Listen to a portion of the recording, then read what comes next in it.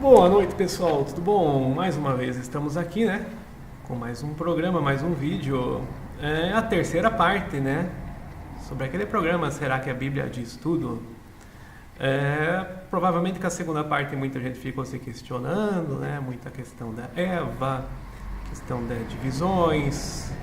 É assim, a Torá, né? O Bereshit e o Gênesis, né? Fala em níveis espirituais, né? Então, se alguém acha, por exemplo, que Eva significa mulher, está um pouco enganado, porque ali são níveis espirituais, é uma linguagem das raízes, né, da Kabbalah, e é mais ou menos isso que eu falo. Vamos continuar então, né?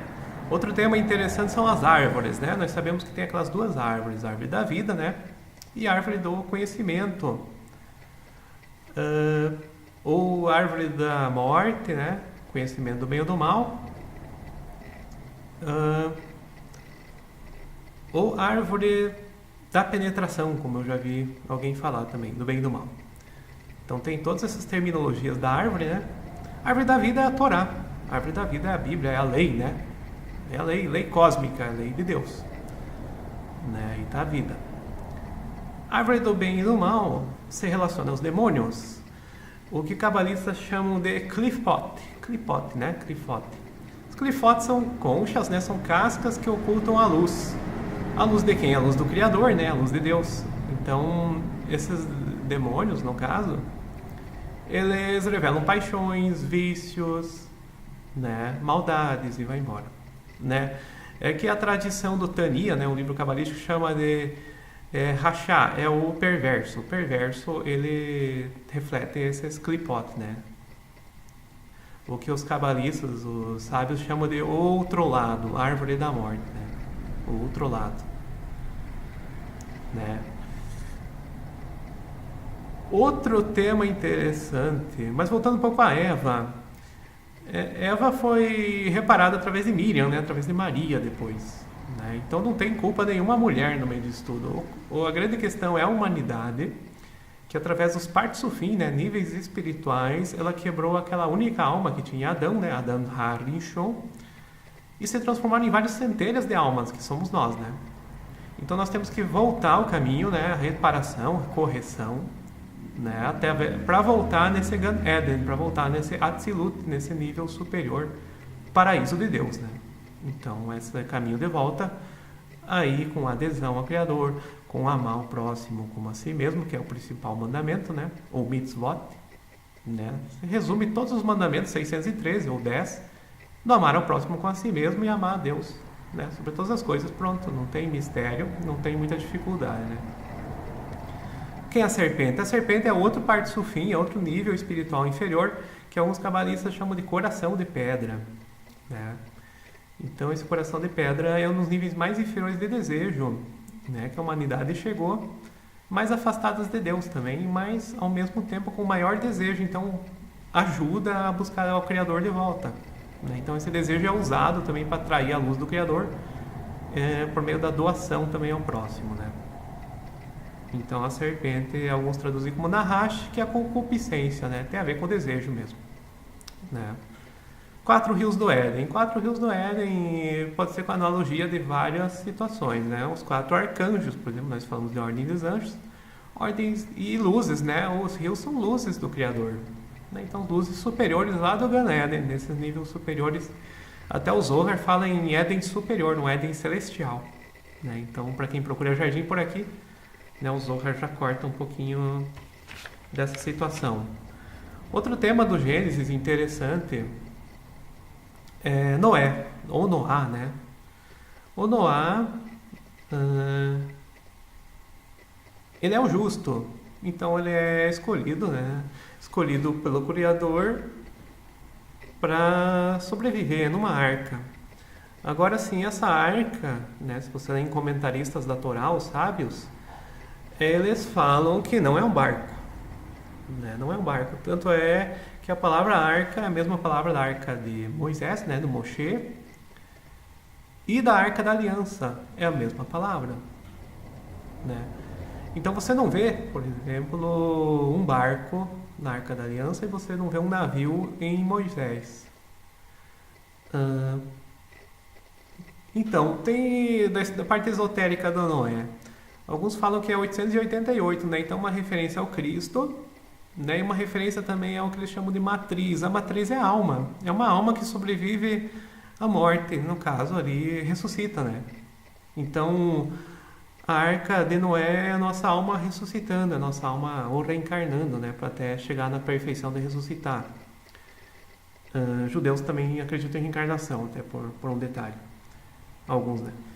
Então, a mulher caída Lilith, né? Que se relacionou com Adão, né, na mitologia, né? Talmudes, o próprio Zohar fala também. Midrashes, né? E a Eva, né, que é a Aisha, se relacionou com Samael. O Samael seria a figura do Lúcifer, né? Alguns dizem que não é, mas ele é, em muitos textos é muito parecido o papel do Lúcifer com Samael, né? Mas não existe inimigo de Deus. Deus é tão poderoso que é só Ele. Tudo é um, tudo vem do Criador, né? Então o ser humano, quando ele acha que está ruim a vida dele, na verdade é o Criador querendo que o ser humano busque Ele, né? Busque o Eterno, o Boré, busque a Havaiá, né?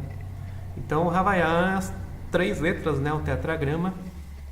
E ele quer que nós busquemos até sobre o sofrimento. Então não adianta a gente ficar, por exemplo, culpando X, Y, Z, demônio, anjo caído, inimigo fora, inimigo dentro, né? Tudo vem do Criador, né?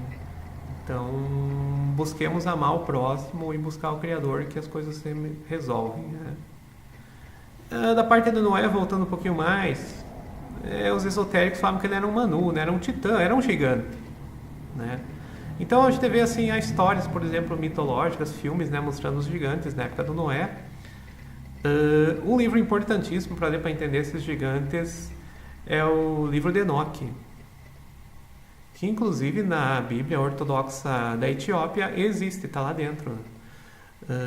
Se eu não me engano, na Septuaginta também, as primeiras versões tinha o livro de Enoque, depois foi tirado. Mas no começo do cristianismo era um livro citado ainda. E importante, lá tem essa história de queda dos anjos, gigantes, muito interessante.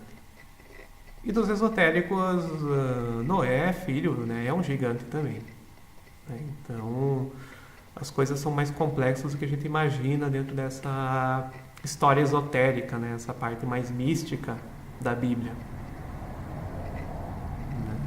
Então, e a mulher é a bendita ao fruto do teu ventre, né? A mulher, ela meio que é uma oportunidade para o homem também buscar a salvação. Por quê? Porque o homem volta, né? A alma do homem volta através da mulher.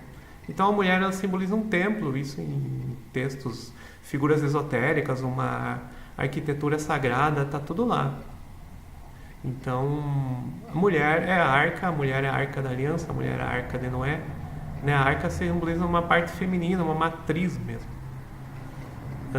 Muito interessante. Então, e está reparada em Miriam, né, na Maria, mãe do Yeshua, né, de Cristo, e também na Maria Madalena, né, a Nossa Senhora Maria Madalena, que tem uma corrente gnóstica até aqui norte-americana, uma igreja de Sofia, né, gnosticismo sofista, ou de Sofia, né, muito bom. Então, Nossa Senhora Maria Madalena está no meio da reparação também, né? Então, essa história bíblica, por exemplo, do Gênesis, tem mais, né?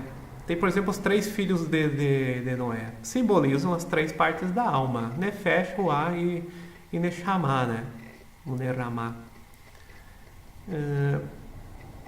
Então, nós temos uma tríade, uma trindade, né? Então, é interessante tudo isso. E vários outros significados, né, que estão ali no meu livro Bíblia e Misticismo, Bíblia e Tradição Oral, Bíblia e Mistérios e Bíblia Esotérica. Então, nesses 4, 5 livros, vai se encontrar muito desses comentários, né, de místicos, de sábios, judeus, rabinos, gnósticos, cabalistas. E tudo isso aí revela a Bíblia no sentido que se concilia com a ciência, com a filosofia, né, como Blavatsky falava, né, as coisas são uma só. Né? Depois da Grécia Antiga, nós separamos, por exemplo, ciência, filosofia e religião.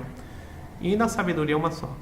Mas valeu, pessoal. Vou terminando aqui, né, o terceiro programa aí sobre a Bíblia, né?